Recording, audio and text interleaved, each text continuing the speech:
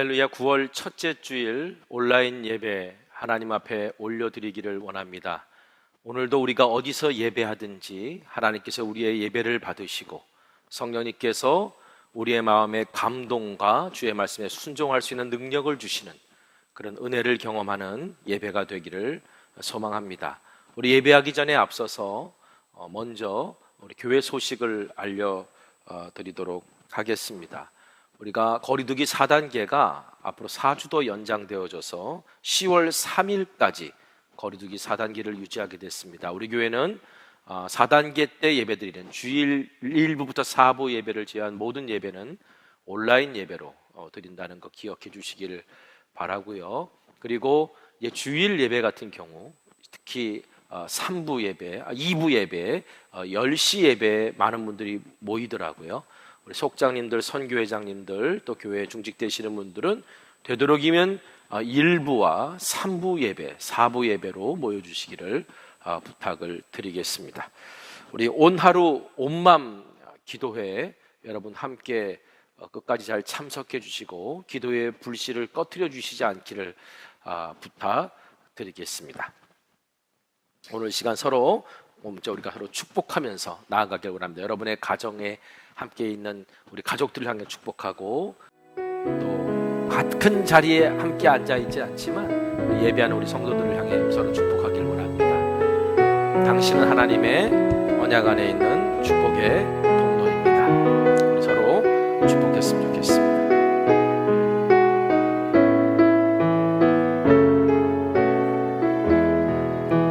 당신은 하나님의 언약 안에 있는 축복의 통로, 당신을 통하여서 열방이 쉽게 돌아오게 되리. 다시 한번 축복합니다. 당신은 하나님의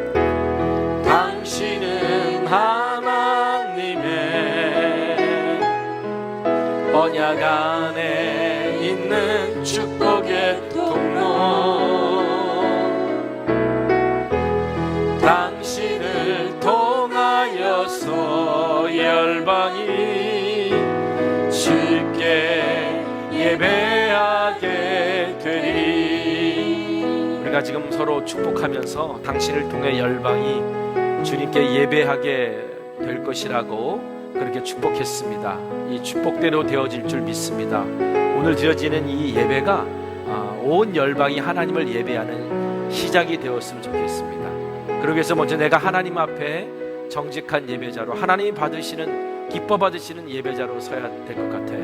오늘 우리가 예배하기에 앞서서 우리가 먼저 하나님 앞에 먼저 내가 주님이 기뻐 받으시는 산 제물로 드려지기를 원합니다. 우리 함께 이 예배를 위해서, 오늘 예배드리는 오늘 나의 모습을 위해서 함께 기도하기를 원합니다. 기도하겠습니다.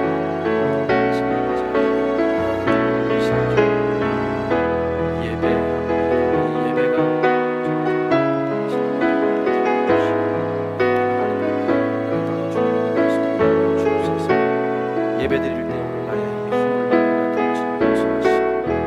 오직 주님께만 집중하게 하여 주시고 하나님의 은혜 부어주시는 것에 우리가 영적으로 민감하게 열려서 나아갈 수 있도록 하나님 인도하여 주옵소서.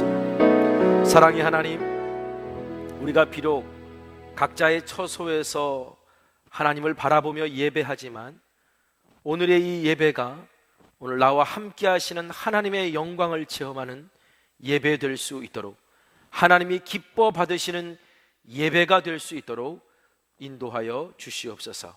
예수님의 이름으로 기도합니다. 아멘. 하나님은 영이십니다. 영이신 하나님께 영과 진리로 예배합시다. 우리 함께 고백할까요? 나는 하나님을 예배하는 예배자입니다.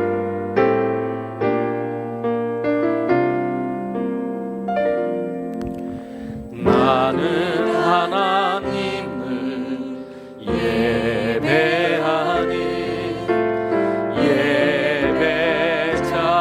예배자입니다.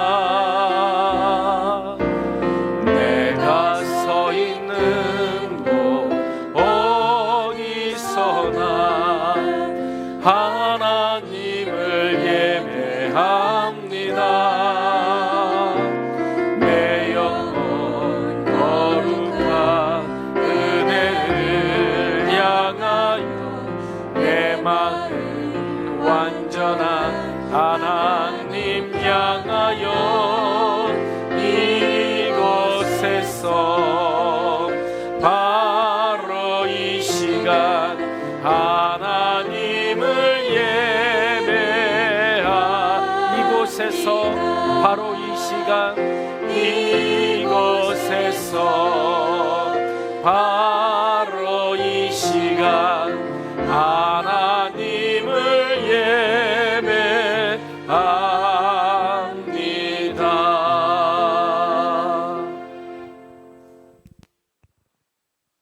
전능하사 천지를 만드신 하나님 아버지를 내가 믿사오며 그 외아들 우리 주 예수 그리스도를 믿사오니 이는 성령으로 잉태하사 동정녀 마리아에게 나시고 본디오 빌라도에게 고난을 받으사 십자가에 못 박혀 죽으시고 장사한 지 사흘 만에 죽은 자 가운데서 다시 살아나시며 하늘에 오르사 전능하신 하나님 우편에 앉아 계시다가 저리로서 산자와 죽은 자를 심판하러 오시리라.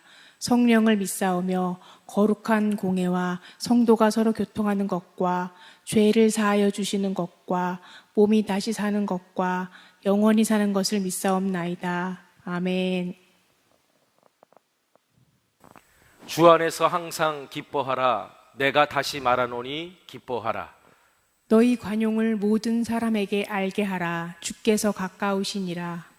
아무것도 염려하지 말고 다만 모든 일에 기도와 간구로 너희 구할 것을 감사함으로 하나님께 아뢰라.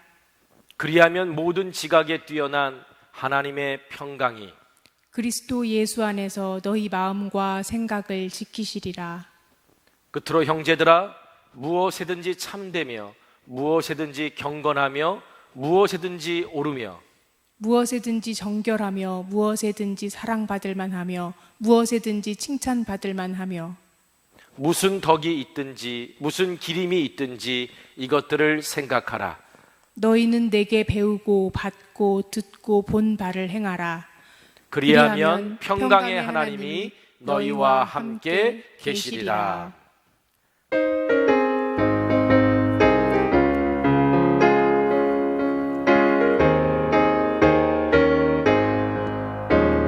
슬픈 마음 있는 사람 예수 이름 믿으며 영원토록 변함없는 기쁜 마음 얻으리. 예수의 이름은 세상의 소망이요 예수의 이름은 천국의 기쁨일세. 거룩하신 주의 이름 너의 방패 삼으라.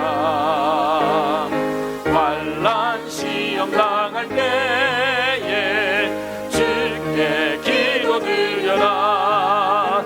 예수의 이름은 세상의 소망이요 예수의 이름은 천국의 기쁨일세. 존귀하신 주의 이름 우리 기쁨 되도다. 주의 품에 안길 때에 기뻐 찬송 부르리. 예수의 이름은 세상의 소망이요 예수의 이름은 천국의 기쁨일세. 우리 갈 길 다간 후에 보좌 앞에 나아가 왕의 왕께 경배하며 멸류관을 드리니. 예수의 이름은 세상의 소망이요 예수의 이름은 천국의 기쁨일세. 예수의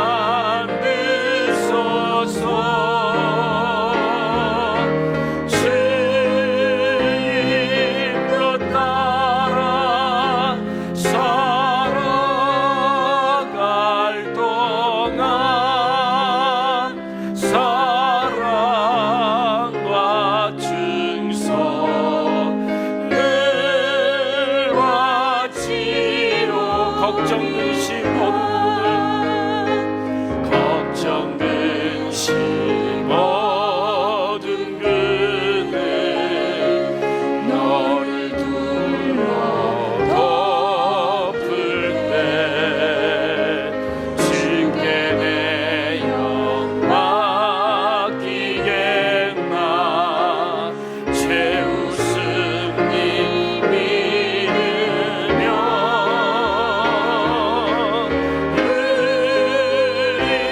의리의 심령 주의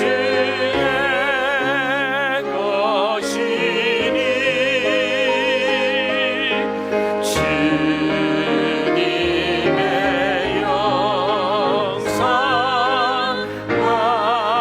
만드소서 주인도 따라 살아갈 동안 사랑과 증서 늘 우리의 심령 주의 것이니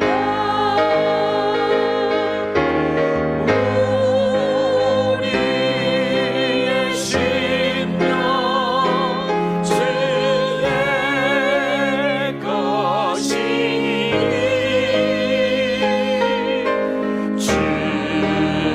주님의 영상 만드소서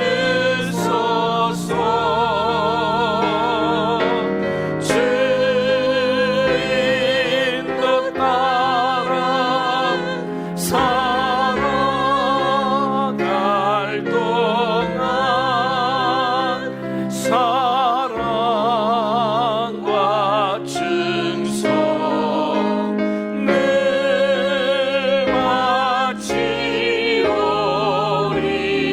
마치오리다.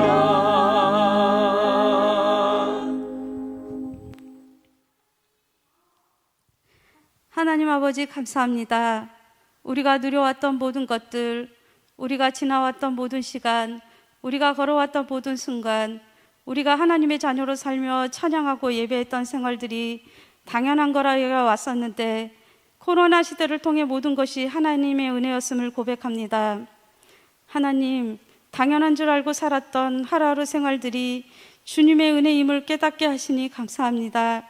지금 우리는 코로나 4단계로 두려움과 불안한 가운데 살고 있습니다. 악한 세대는 우리를 그리스도로부터 멀어지게 하고 살며시 들어온 생각들은 우리를 좀 더 쉬자, 좀 더 눕자, 좀 더 자자라는 연약한 생각을 가지게 합니다. 내 안에 연약한 죄를 회개하오니 용서하여 주시옵소서. 주님께서 주신 믿음과 소망과 사랑의 가르침으로 이겨내는 삶을 살아가게 하옵소서. 물질과 악한 미디어로 어두운 가운데 있는 세상을 비추는 빛의 사자로 살게 하시며 세상 가치를 따르지 않고 소금과 같은 그리스도인이 되기를 기도합니다. 하나님, 교회를 위해 기도합니다. 4단계로 갇혀있던 모든 예배가 회복되어지고 하루속히 현장 예배로 정상화되기를 기도합니다. 비록 한자리에 모여 예배하지 못하지만 각자가 있는 예배 자리에서 주님이 허락하신 예배의 은혜와 복을 누리게 하시고 교회와 속회도 말씀을 나누고 기도로 서로를 중보함으로 더욱 돈독하게 관계가 형성되어 그리스도 안에서 형제와 자매가 되는 속회가 되게 하여 주시옵소서. 하나님, 다음 세대를 위해 기도합니다. 속회에서 갈대상자 기도 운동으로 품고 있는 아이들을 위해 쉬지 않고 기도하는 열심을 주시옵시고 속회 중보를 통해 다음 세대 아이들이 그리스도의 올바른 가치관이 바로 서게 하시며 세상을 살아갈 때 말씀 중심으로 살아가게 하시고 좌로나 우로나 치우치지 않고 하나님이 찾으시는 예배자, 복음의 전도자들이 많이 세워지길 기도합니다. 하나님, 성촌교회 성도님들을 위해 기도합니다. 육신의 연약함과 물질의 부족함으로 기도한 이들에게 이전보다 더 큰 은혜로 응답하시고 받은 은혜를 세상으로 흘려보내는 선한 이웃으로 살게 하여 주시옵소서. 예수님을 따르고 동행하며 세상이 이웃 삼고 싶은 그리스도인이 되어지기를 기도합니다. 또 말씀과 기도로 거룩한 삶을 통해 이웃에게 친절을 베풀고 사랑을 나누며 세상 이웃이 우리를 가까이 하고 싶어하는 이웃이 되게 하시고 그리스도의 선한 영향력을 이웃에게 끼치는 참 그리스도인이 되고 교회가 되기를 간절히 기도합니다. 오늘도 귀한 말씀을 주시는 담임 목사님, 영육간의 강건함과 말씀의 능력으로 덧입혀 주셔서 듣는 성도들의 힘들고 고단한 마음이 치료되고 은혜를 통해 하나님이 주시는 참된 기쁨과 복을 누리고 나누며 살기를 기도합니다. 이 시간 마음과 정성을 다하여 드리는 예배가 하나님이 기뻐 받으시는 예배가 되게 하시고 더욱더 하나님을 사모하고 사랑하며 헌신하는 믿음의 공동체로 우뚝 서는 자리가 되게 하시며 믿음과 소망과 사랑이신 살아계신 예수님의 이름으로 기도드립니다. 아멘. 하늘에 계신 우리 아버지여, 이름이 거룩히 여김을 받으시오며 나라가 임하시오며 뜻이 하늘에서 이루어진 것 같이 땅에서도 이루어지이다. 오늘 우리에게 일용할 양식을 주시옵고 우리가 우리에게 죄 지은 자를 사하여 준 것 같이 우리 죄를 사하여 주시옵고 우리를 시험에 들게 하지 마시옵고 다만 악에서 구하시옵소서. 나라와 권세와 영광이 아버지께 영원히 있사옵나이다. 아멘.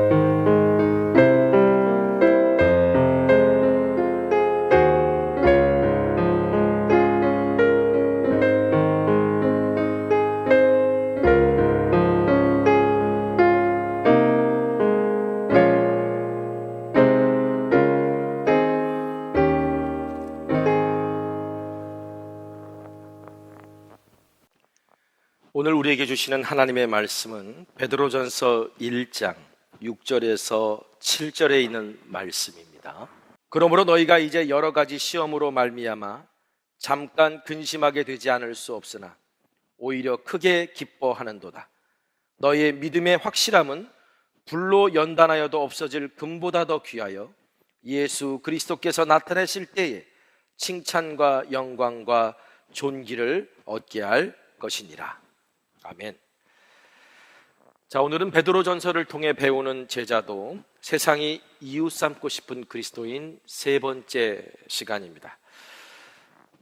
예수님께서 가르쳐 주신 대로 세상에서 하나님 나라의 삶의 방식대로 살다 보면 고난받는 것을 감수해야 될 때가 있습니다. 오늘 본문에서 베드로는 흩어진 나그네로 살아가는 그리스도인들에게 여러 가지 시험으로 근심하는 상황이 오더라도 오히려 기뻐하라, 이렇게 말하고 있습니다. 6절 말씀 다시 읽어드릴게요. 그러므로 너희가 이제 여러 가지 시험으로 말미암아 잠깐 근심하게 되지 않을 수 없으나 오히려 크게 기뻐하는도다.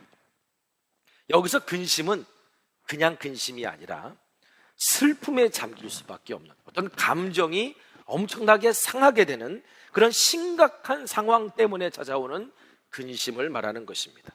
자, 어떤 심각한 상황, 내 감정이 상할 수밖에 없는, 어떤 감정이 무너질 수밖에 없는 그런 상황에서 우리가 어떻게 기뻐할 수 있을까?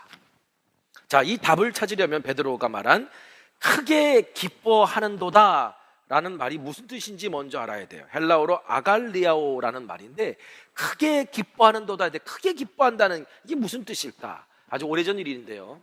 얼마 전에 우리 이제 월드컵 예선전을 우리 치르기도 했습니다만, 우리나라가 2002년 월드컵 4강 신화를 썼을 때 정말 그때는 국가적으로 난리가 났고요. 사람들이 모일 수 있는 광장이든 아니면 어떤 큰 홀이든 사람들이 모여서 대한민국을 외치면서 막 응원했던 그런 기억이 있습니다. 그때는요, 교회에서도 모여서, 그래서 교회에서도 어떻게 보면 축구를 응원했던 기억이 있는데, 제가 부목사로 섬겼던 교회도 이 세미나실에서 몇백 명이 모여가지고 함께 경기를 보며 이렇게 응원했던 기억이 납니다. 근데 그날 어떤 경기였는지는 잘 기억은 나진 않는데, 경기가 끝날 무렵에 우리나라 선수가 극적으로 이제 골을 넣었어요. 그랬더니 막 그 세미나실에 있던 성도들이 막 좋아가지고 막 환호성을 지르고 날뛰면서 막 난리가 났어요. 근데 경기가 딱 끝나고 나서 이제 불을 딱 켰는데, 같이 사역하던 목사님 한 분 정강이에서 피가 철철 흐르는 거예요. 왜 그런가 봤더니 막 기뻐 뛰면서 날뛰는데 누군가 이게 발로 걷어찬 거지. 그래가지고 막 피가 막, 여러분 정강이가 걷어차여 막 피가 흐르는데도 불구하고 경기에서 이겼다고 좋아하는 기쁨. 여러분, 이 기쁨이 바로 오늘 성경에서 말하는 크게 기뻐하다라는 말의 헬라어 아갈리아어의 1차적인 의미예요. 자, 그런데 이 단어가 신약 성경에서는요, 어떤 심오한 영적인 기쁨을 나타낼 때 많이 사용되었습니다. 그러므로 6절에서 말하는, 베드로가 말하는 이 기쁨은 그냥 세상이 주는 기쁨이 아니라 이 세상에 살지만 하나님 나라의 백성으로 살겠다고 그런 삶을 선택한 사람만이 누릴 수 있는 그런 기쁨, 그런 기쁨을 말하는 것이고, 바로 그 기쁨이야말로 그리스도인 된 우리들이 예수님께서 가르쳐 주신 제자도를 따라 사는 힘이 된다는 것을 우리에게 말해주고 있습니다. 여러분, 그래서 오늘 말씀을 통해 제자도가 무엇인지, 베드로 사도가 우리에게 가르쳐주는 제자도가 무엇인지 배우기를 원하고요. 그리고 오늘 깨닫게 되는 제자도를 통해 세상이 이웃 삼고 싶은 그리스도인이 되려면 우리가 어떻게 해야 될까라는 것을 좀 고백하고 그런 삶을 살기 시작하는 오늘 저와 여러분 되기를 간절히 소망합니다. 자, 제자도는 예수님께서 가르쳐 주신 그리스도인의 삶의 방식이다라고 말씀드렸어요. 그런데 우리가 그 제자도를 살지 못하는 이유가 지난주에 뭐라고 말씀드렸습니까? 자, 현대 그리스도인들은요, 주님께 헌신한 아주 특별한 사람들만 제자도를 따르면 된다는 생각 때문에 우리가 제자도를 따라 살지 않는다라고 했고요. 그런데 이런 배경 뒤에는 제자도를 따라 살다가 당하게 될지 모르는 고난이 두렵고 손해와 희생이 싫기 때문이라고도 말씀드렸습니다. 자, 그런데 오늘 베드로는요, 본문에서 성도가 예수님 따라 살다가 받는 고난이 있어도 그 고난을 받아도 기뻐해야 될 이유가 있다. 그 이유 몇 가지를 우리에게 소개시켜 주는데, 그 첫째가 뭐냐면 산소망이 있기 때문이다. 산소망이 있기 때문이다. 3절 말씀을 읽어드리겠습니다. 우리 주 예수 그리스도의 아버지 하나님을 찬송하리로다. 그의 많으신 국률대로 예수 그리스도를 죽은 자 가운데서 부활하게 하심으로 말미암아 우리를 거듭나게 하사 산소망이 있게 하시며. 자, 산소망은 예수 믿고 거듭난 사람들이 가질 수 있는 소망이에요. 예수 믿고 거듭난 사람들만 가질 수 있는 소망이 산소망입니다. 다시 말하면 예수 믿고 거듭난 사람들만이 다가오는 하나님께서 약속하신 삶에 대한 확신을 가지고 하나님이 약속하실 것이 반드시 이루어질 것을 믿기 때문에 흔들리지 않는 기대를 갖고 있는 것, 이걸 우리가 산소망이라 말할 수 있는 거예요. 여러분, 주님은 지금도 살아계셔서 우리와 함께 일하고 계심을 믿으시기 바랍니다. 그렇기 때문에 믿는 자의 소망도 살아있는 거예요. 그러니까 시간이 지날수록 믿는 자의 소망은 더 자라가야 되고 더 커가야 되는 거예요. 왜냐하면 믿음이 자랄수록 소망도 커지는 거기 때문에 그렇습니다. 그러므로 지금 내가 예수 믿고 신앙생활 하는데 내 안에 소망이 사라져간다, 이때는 그 말은 지금 내 안에 믿음이 연약해져 가고 있다는 뜻이기도 합니다. 믿음이 연약해지면 소망이 사라져가고 더 이상 꿈꿀 수 없기 때문이죠. 그러면 동시에 우리의 신앙의 기쁨도 사라지게 되어 있습니다. 여러분의 신앙생활의 기쁨이 사라지셨습니까? 그렇다면 여러분의 믿음이 지금 무엇에 근거하고 있는지를 먼저 점검하십시오.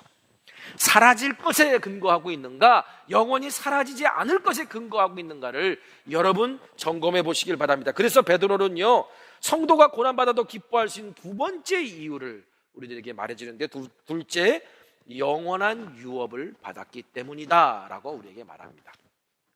4절 말씀에 썩지 않고 더럽지 않고 쇠하지 아니하는 유업을 있게 하시나니 곧 너희를 위하여 하늘에 간직하신 것이라. 자, 오늘 여기서 썩지 않고 더럽지 않고 쇠하지 아니하는 유업이 뭡니까? 바로 영원한 유업이에요.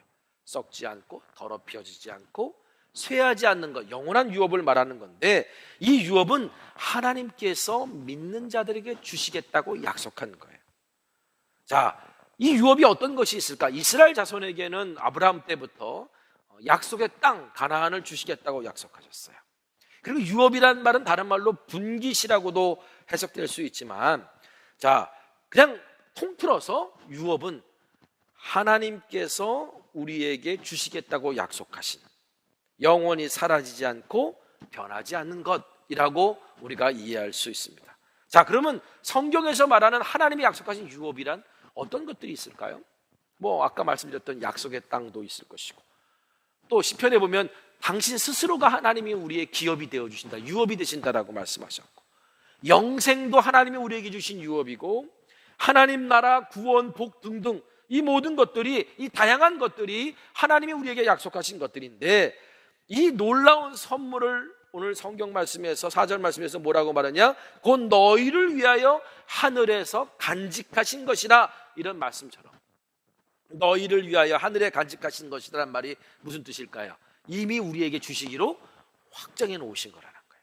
이미 우리에게 주시기로 확정해 놓은 것. 여러분, 우리가 이것을 믿는다면 지난주 바울이 말했던 고백처럼 내가 현재 당하는 고난에 비하면 장차 받을 영광이 얼마나 큰지 내가 알기 때문에 얼마든지 고난을 감당할 수 있고 고난 중에도 기뻐할 수 있다라고 우리가 말할 수 있는 거예요. 여러분, 그러므로 내 신앙생활의 기쁨이 사라졌다, 그 기쁨을 사라지게 만드는 이유는 여러 가지 있을 수 있어요. 뭐 고난도 있고 시련도 있고, 때로는 내 마음이 어떤 우울함이 찾아올 수도 있는데, 중요한 것은 그런 기쁨이 사라졌다면 하나님께서 주시겠다고 약속하신 풍성한 은혜, 이미 주시겠다라고 하늘에 간직하고 계신 풍성한 은혜를 다시 알게 해달라고 여러분 구하시기를 바랍니다. 자, 세 번째는요, 우리가 고난을 받아도 기뻐할 수 있는 이유가 하나님의 능력으로 보호하심을 받고 있기 때문이다 라고 오늘 베드로는 말합니다. 5절 말씀에서 너희는 말세에 나타내기로 예비하신 구원을 얻기 위하여 믿음으로 말미암아 하나님의 능력으로 보호하심을 받았느니라. 보호하심을 받았다. 여기서 보호라는 단어는 군사용어예요. 어떤 요새, 어떤 군대의 주둔지, 도시 안에 있는 군대의 주둔지를 뜻하는 것입니다. 우리가 아프가니스탄 카불에서, 아프가니스탄에서 지금 아주 비참한 상황들이 발생하고 있는데, 미군이 철수하기 전까지 그 카불 공항이 어떻게 보면 피난처였잖아요. 유일한 피난처. 그 안에 들어오는 사람들은 비행기를 타고 살 수 있는 것 아니겠습니까? 어떻게 보면 이 보호라고 하는 단어는 요새, 피난처, 이런 군사 용어입니다. 자, 이 말은 결국 뭐냐? 하나님께서 우리의 요새가 되어주시기 때문에 우리가 고난을 받아도 기뻐할 수 있다는 거예요. 다시 말하면 하나님께서 우리가 아무리 고난을 받아도 당신 안에 우리를 두시고 지켜주시기 때문에 이미 앞서서 말했던 하나님의 유업을 빼앗기지 않을 뿐만 아니라 어떤 공국에서도 보호받을 수 있다는 것을 뜻하는 것입니다. 그러므로 여러분, 내가 고난과 환난 때문에 기쁨이 사라졌다면, 여러분, 기쁨이 사라졌다는 것은 결국 믿음이 연약해졌다는 것이고, 믿음이 연약해졌다는 것은 결국 우리가 소망이 희미해졌다는 뜻 아니겠습니까? 그런데 그런 일이 벌어졌다면 내가 여전히 하나님 안에 있고 하나님께서 여전히 나를 보호하고 계심을 믿게 해달라고 구하시기를 바랍니다. 네 번째로 우리가 고난을 받아도 기뻐할 수 있는 이유는 고난이 우리의 믿음을 성장시키고 강건하게 할 것이기 때문이라는 거예요. 자, 7절 말씀 보니까 너희 믿음의 확실함은 불로 연단하여도 없어질 금보다 더 귀하여 예수 그리스도께서 나타내실 때에 칭찬과 영광과 존귀를 얻게 할 것이니라 했습니다. 자, 베드로 사도는 6절에서 여러 가지 시험으로 말미암아 잠깐 근심하게 되지 않을 수 없으나 라고 말했죠. 자, 이 말은 이렇게도 이해할 수 있어요. 잠깐 근심하게 되지 않을 수 없으라는 말은 이 고난이 믿음을 성장시키는데 필요한 것이 되었다라는 뜻으로도 우리가 이해할 수 있는데요. 자, 그래서 7절에 이 고난으로 말미암아 불로 연단하여 순금이 나오듯이 이 고난을 통해 믿음의 확실함, 다시 말하면 순금 같은 믿음을 얻게 되었다라고 사도 베드로는 말하고 있습니다. 여러분, 고난은요, 내 안에 있는 믿음의 실체를 보여줍니다. 내가 시련을 당하면요, 내 안에 믿음이 있는지 없는지가 드러나게 돼 있어요. 그래서 이런 말이 있어요. 고난을 통과해 보지 않은 믿음은 아직 검증되지 않은 믿음이다. 시련을 통과해 보지 않은 믿음은 아직 검증되지 않은 믿음이다. 그런데 여러분, 십자가를 통과한 믿음, 고난을 통과한 믿음이야말로 정말 보지 않고도 믿을 수 있는 복된 믿음이 될 수 있어요. 베드로전서의 수신자였던 소아시아의 그리스도인들 대부분은 살아계신 예수님을 직접 만났던 사람들이 아닙니다. 대부분 어떤 사람들이냐면 복음 전도자가 전한 예수님에 대한 이야기를 듣고 복음을 듣고 예수를 믿게 된 사람들이에요. 자, 그런데 베드로가 정말 감사하고 하나님께 영광 돌리는 것은 베드로 자신은 살아계신 예수님을 만났잖아요. 예수님의 십자가와 예수님의 부활과 예수님의 수많은 기적과 이사를 경험했음에도 불구하고 고난받았는데 시험에 들기도 하고 낙심하기도 하고 실패도 했는데, 이 소아시아의 그리스도인들은 살아계신 예수님을 직접 만나본 적이 없어요. 예수님이 십자가에 달리신 것을 본 적도 없고, 부활하신 주님을 목격한 적도 없고, 예수님의 기사와 이적을 경험한 적도 없음에도 불구하고 고난 중에도 믿음을 보이는 모습을 보이는 걸 통해서 베드로가 이렇게 말합니다. 8절 세번역 성경으로 읽어드릴게요. 여러분은 그리스도를 본 일이 없으면서도 사랑하며 지금 그를 보지 못하면서도 믿으며 말로 다 표현할 수 없는 즐거움과 영광을 누리면서 기뻐하고 있습니다. 내가 예수님을 직접 만나지 못했음에도 불구하고 복음만 듣고도 예수님을 믿고 그 예수님을 사랑하고 그 예수님 때문에 고난을 당하고 있는 그들을 바라보면서, 기뻐하는 그들을 바라보면서 지금 사도 베드로가 하나님께 영광 돌리는 이야기인데요. 여러분, 그러므로 고난과 시련을 받다가 지체된 응답 때문에 혹은 감당할 수 없는 시험 때문에 낙심해서 기쁨을 잃어버린 분들이 있다면 이렇게 기도해 보십시오. 주님, 제가 이 상황을 다 이해할 수 없지만 주께서 하시려는 일을 이루시기를 원합니다. 저는 주님을 신뢰합니다. 주님, 제가 이 상황을 다 이해할 수 없지만 주께서 하시려는 일을 이루시기를 바랍니다. 저는 주님을 신뢰합니다. 그래서 예수님께서 말씀하신 것처럼 보지 않고 믿는 복된 믿음을 소유하고 그 어떤 환난과 어려움과 세상의 유혹 앞에서도 기쁨을 빼앗기지 않는 그리스도인 되시기를 주님의 이름으로 축원합니다. 베드로전서 2장 21절에 사도 베드로가 이렇게 말해요. 이를 위하여 너희가 부르심을 받았으니 그리스도도 너희를 위하여 고난을 받으사 너희에게 본을 끼쳐 그 자취를 따라오게 하려 하셨느니라. 자, 이 말씀처럼 제자도를 따라 살다가 받는 고난은 성도들이 하나님 말씀에 순종하고 하나님 나라의 가치관을 가지고 세상에서 살기 위하여 치르는 값이고 그리스도를 본받는 훈련이다라는 것을 알아야 됩니다.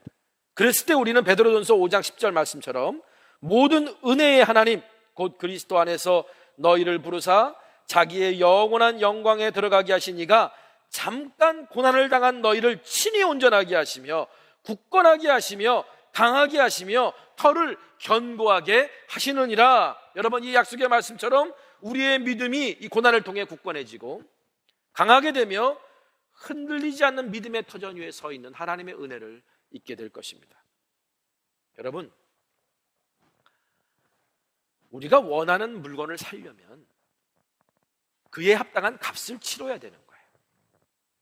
마찬가지로 성숙한 그리스도인이 되길 원한다면 고난도 마다하지 않는 제자도의 삶을 사는 값을 치러야 되는 겁니다. 제가 요즘 이렇게 뉴스나 뭐 이런 데 보면 이 단어가 자꾸 요새 많이 들리더라고요. 영끌. 여러분, 영끌이 무슨 말인지 아세요? 영혼까지 끌어모은다 라는 말이에요.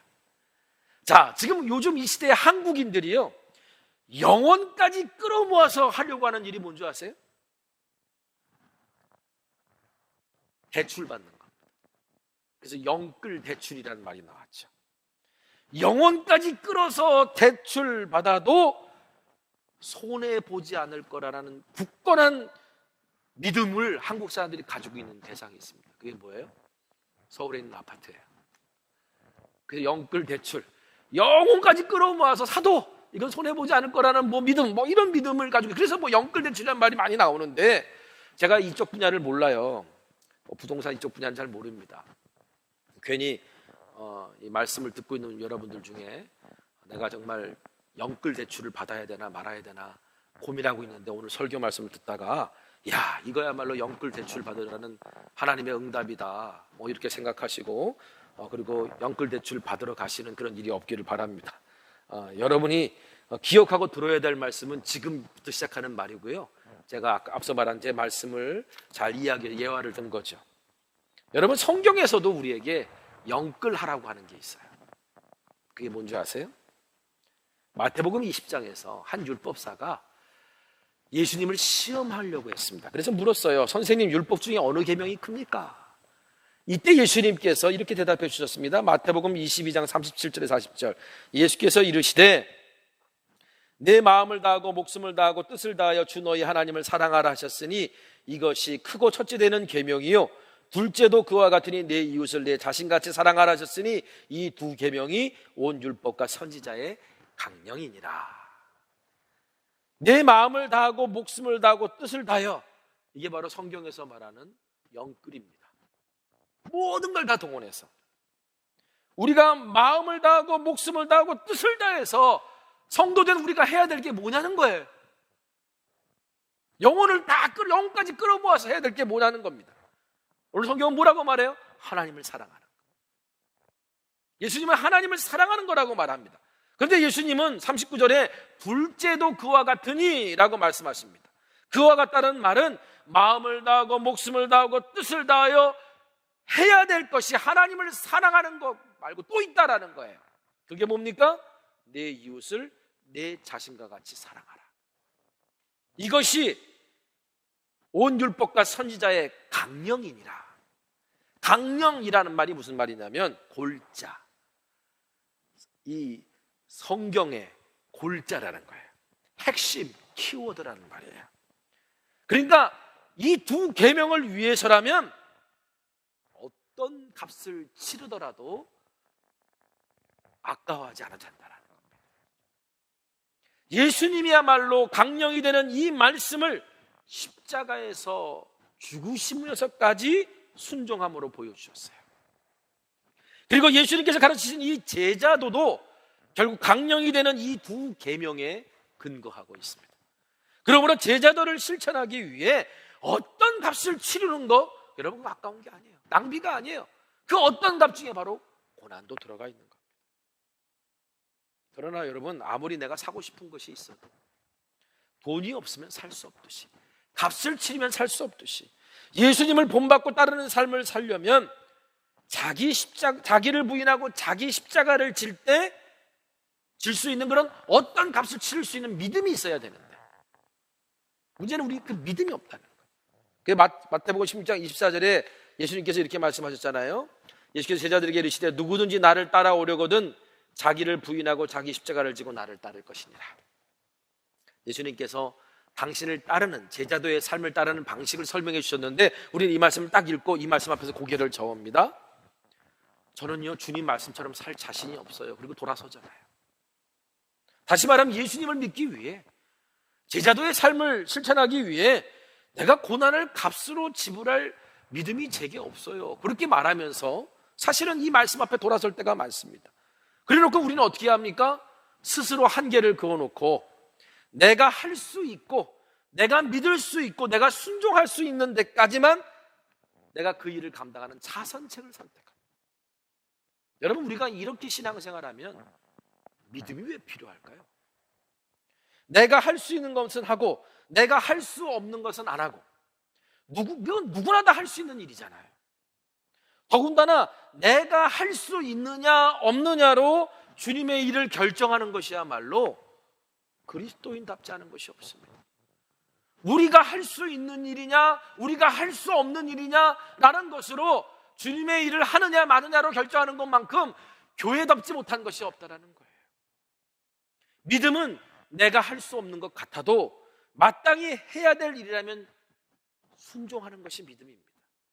그리고 이 믿음과 현실의 간극은 기도와 말씀으로 순종으로 채워가야 되는 거예요. 그럴 때 능력 주시는 자 안에서 모든 것을 할 수 있는 믿음의 역사를 경험하는 겁니다. 그리고 그리스도의 고난에 참여하는 기쁨까지 얻을 수 있는 거예요. 베드로전서 4장 13절, 오히려 너희가 그리스도의 고난에 참여하는 것으로 즐거워하라. 이는 그의 영광을 나타내실 때 너희로 즐거워하고 기뻐하게 하려 함이라. 여러분, 우리가 자기 십자가를 지고 예수님을 따르는 것을 망설여하는 이유 중에 하나가 고난에 대한 두려움뿐만 아니라 사실은요, 자기 십자가를 지는 것에 대한 올바른 이해가 없기 때문이기도 해요.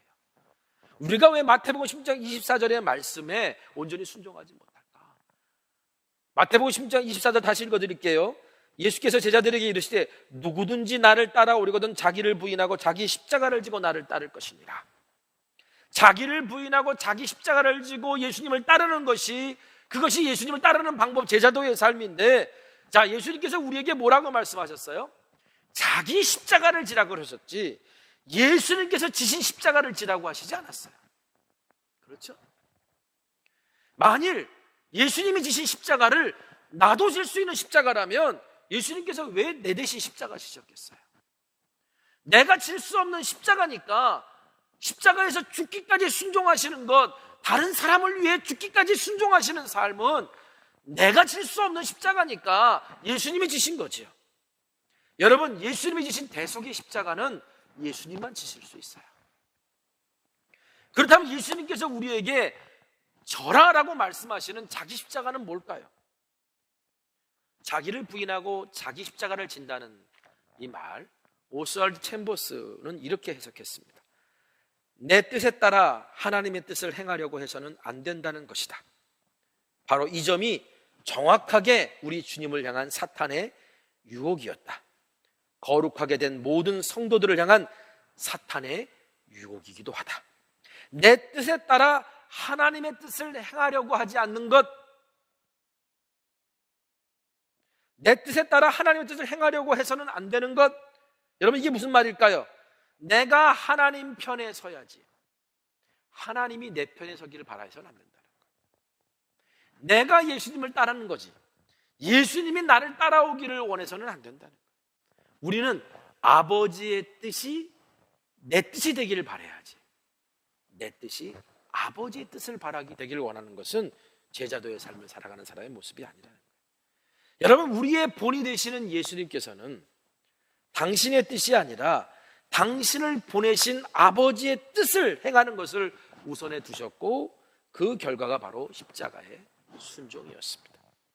요한복음 6장 38절, 내가 하늘에서 내려온 것은 내 뜻을 행하려 함이 아니요 나를 보내신 이의 뜻을 행하려 함이니라. 여러분, 이처럼 우리가 내 뜻에 따라 하나님의 뜻을 행하려고 하는 것이 아닌 하나님의 뜻에 따라 내 뜻을 행하고자 할 때 우리는 그리스도의 고난에 참여하는 삶을 살게 되고 하늘이 주는 기쁨을 맛볼 수 있게 되는 거예요. 자, 이것이 오늘 본문에서 사도 베드로가 우리들에게 가르쳐주는 제자도의 삶이에요. 고난을 값으로 치르고 예수 그리스도를 따르는 삶의 모습입니다. 그렇다면 베드로전서가 가르치는 제자도를 통해서 우리가 어떻게 세상이 이웃 삼고 싶은 그리스도인으로 살아갈 수 있을까를 한번 생각해 봤으면 좋겠어요. 고난은 그리스도인이 받는 훈련이고 제자도의 삶을 살기 위해 값을 치러야 되는 것 중에 하나이지만, 여러분, 굳이 우리가 고난받기를 구하라는 말은 아닙니다. 우리를 사랑하시는 아버지 하나님도요, 우리가 고난 때문에 힘들어하는 것을 원치는 않으세요. 단지 우리가 훈련으로서 받는 고난, 그리고 우리가 필요에 의해서 받는 고난이라면 우리 아버지 하나님도 우리와 함께 고난당하시고 그 고난의 자리에 함께 하신다는 걸 믿으시기 바랍니다. 자, 그런데 성경은요, 우리가 굳이 막 일부러 고난당하고 싶고 고난의 자리로 뛰어들어가라고 가르치지는 않지만 그리스도를 위해 고난을 선택하라는 명령도 합니다. 예를 들자면 갈라디아서 6장 2절에 너희가 짐을 서로 지라 그리하여 그리스도의 법을 성취하라. 여러분, 누군가의 짐을 서로 져줘서 그리스도의 법을 성취하는 것도 사실은 내가 누군가의 고난에 동참해 주는 거거든요. 서로의 짐을 져주는 것은 내 이웃을 내 자신같이 사랑하라, 너희들은 서로 사랑하라 라고 하는 서로 사랑의 방법 중에 하나입니다. 그리스도를 섬기기 위해, 그리스도를 따르기 위해 우리가 자발적으로 받는 고난의 모습이기도 합니다. 여러분, 우리가 사는 세상에 무거운 짐을 지고 사는 사람들이 참 많습니다. 도움이 절실한 사람들도 있고 위로가 필요한 사람들도 있습니다. 이런 이들을 향해 제자도의 삶을 실천하고자 하는 그리스도인들은 어떤 선택을 해야 될까? 다름 아닌 그들을 위해 그리스도를 섬기듯 고난을 값으로 치르는 그런 믿음을 우리가 보여야 된다는 거죠. 그리스도인이야말로 나 대신 고난받으신 그리스도의 은혜를 잊고 위로와 소망을 가진 사람들이잖아요. 여러분, 예수님 때문에 위로받으셨습니까? 여러분, 아무리 힘들고 어려워도 지금 예수님 때문에 소망을 간직하고 계십니까? 지금 사람들이 기뻐하는 일들이 없지만 그래도 여러분 예수님 때문에 기쁘고 여러분의 소망에 날마다 자라가고 있습니까? 그렇다면 여러분, 오늘 이 시대에 고난받고 있는 이들, 그 고난받고 있는 이들을 위해 우리가 어떻게 그들이 이웃 삼고 싶은 사람들이 될 수 있을까?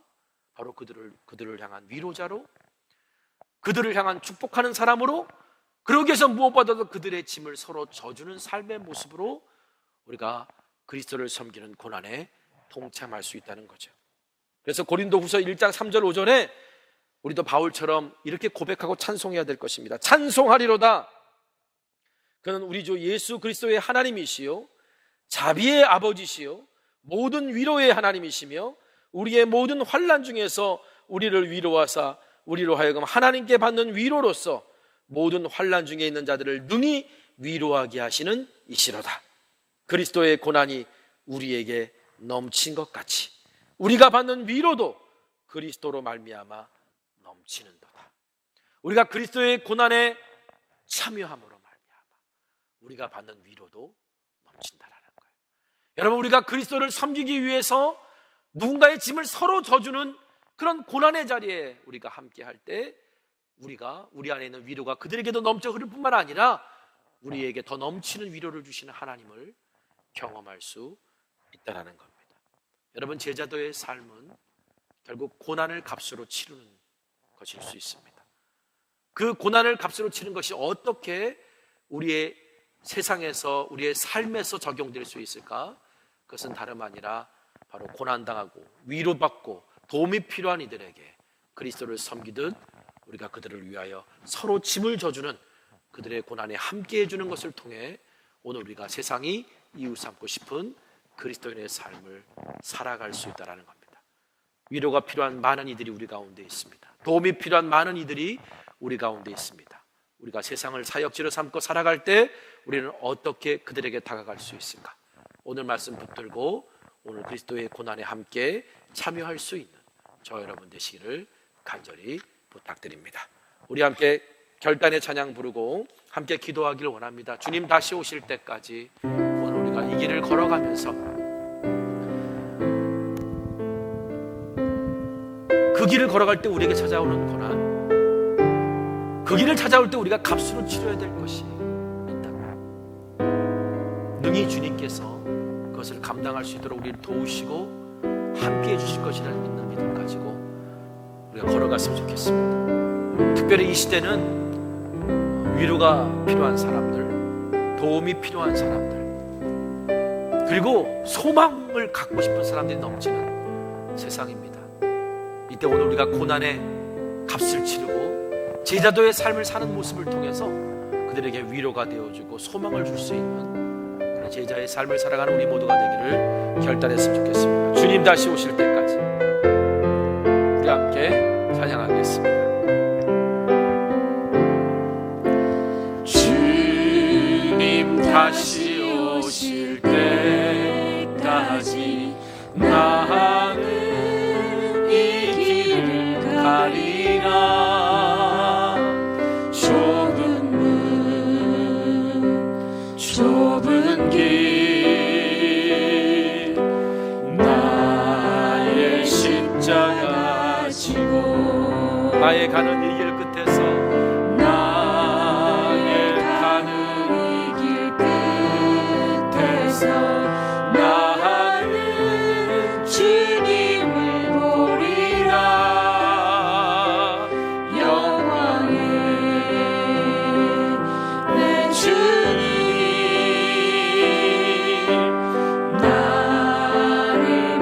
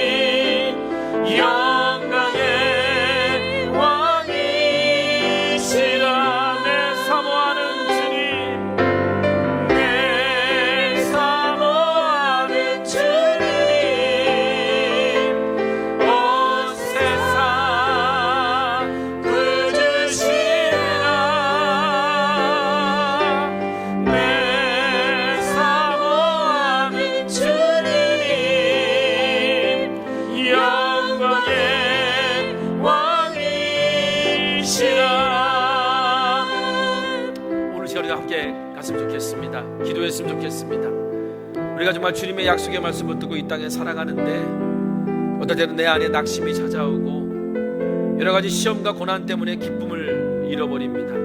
그런데 오늘 사도 베드로는 오히려 시험을 당함을 어떻게 대해야 되는지, 거기서 어떻게 우리에게 기쁨을 찾을 수 있는지를 가르쳐 주었고, 이것을 이 제자도의 삶을 통해서 오늘 세상을 향해 우리가 어떻게 세상이 이웃 삼고 싶은 그리스도인으로 나가야 될지 오늘 우리에게 그 길을 알려주었습니다. 하나님, 오늘 주님 다시 오시는 그날까지 내가 이 길을 벗어나지 않고 나를 부인하고 자기 십자가를 지고 주님을 따르는 내 뜻으로 하나님의 뜻을 행하려고 하는 것이 아니라 하나님의 뜻에 나를 순종해서 그 길을 걸어가기를 원하는 주님의 자녀로 내가 살아가길 원하고, 이런 나의 모습이 누군가에겐 위로가, 그리고 누군가에겐 소망이, 그리고 내가 그들과 함께할 때 주님께 주신 위로를 함께 누릴 수 있는 자 되기를 원합니다. 그런 제자도의 삶을 살아가는 그리스도인 되기를 원합니다. 우리 다 같이 기도하겠습니다. 거룩하신 아버지 하나님, 우리가 당하는 여러 가지 시험과 어려움 앞에 예수님을 따르는 삶을 산다는 것이 때로는 부담스럽고 두렵고 싫기도 합니다. 그런데 오늘 사도 베드로의 편지를 통해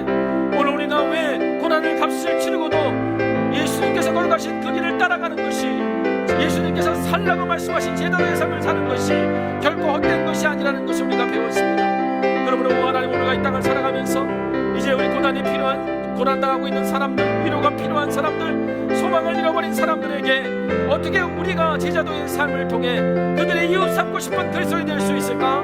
그들의 짐을 함께 서로 나눠주는 방법을 찾고 함께 기도하고 중보하고 그들에게 정말 아버지 함께 동행하는 그런 삶을 통해 오늘 그들에게 새로운 소망을 주고 정말 예수 그리스도가 우리의 진정한 주인이심을 고백하는 그런 아버지 삶을 살아갈 수 있도록 하나님 우리를 붙잡아 주시기를 원합니다.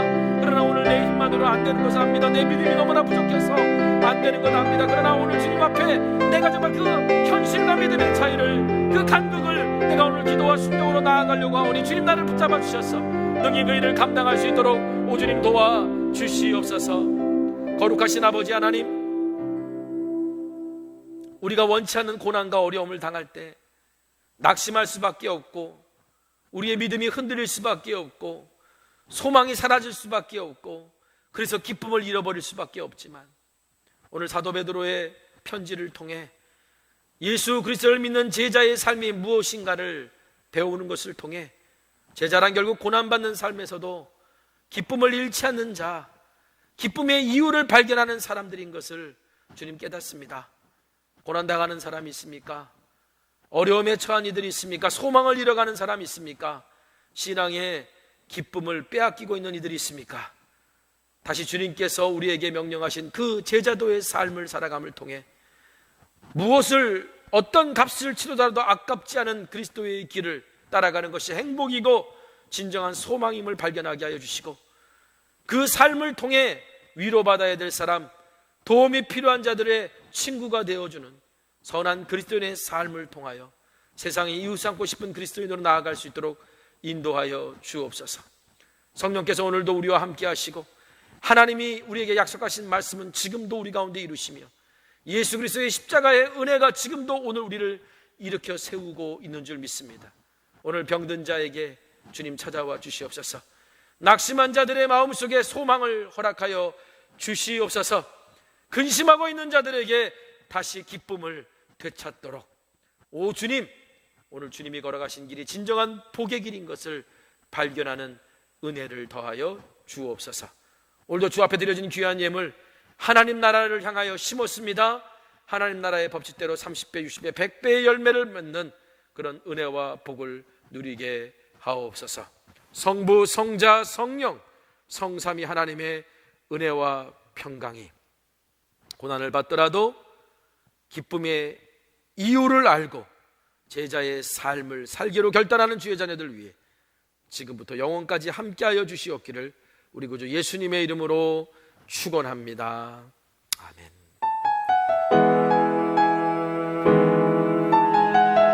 오늘 말씀 붙들고 함께 찬양하고 나아가기를 원합니다. 이 세상을 살아가는 동안에,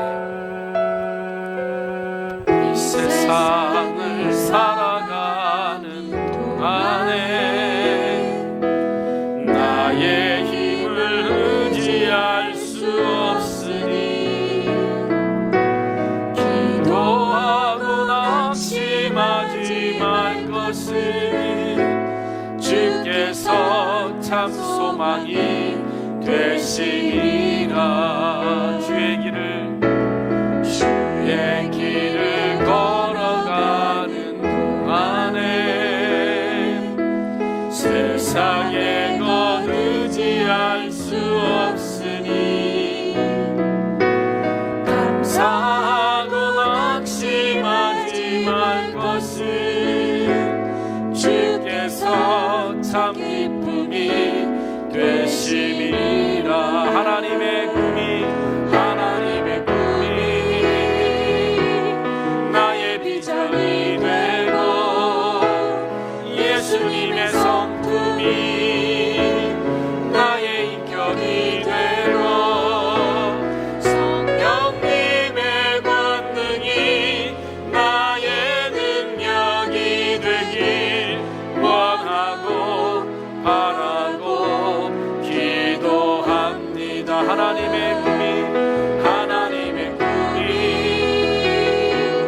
나의 비전이 되고 예수님의 성품이 나의 인격이 되고 성령님의 권능이 나의 능력이 되길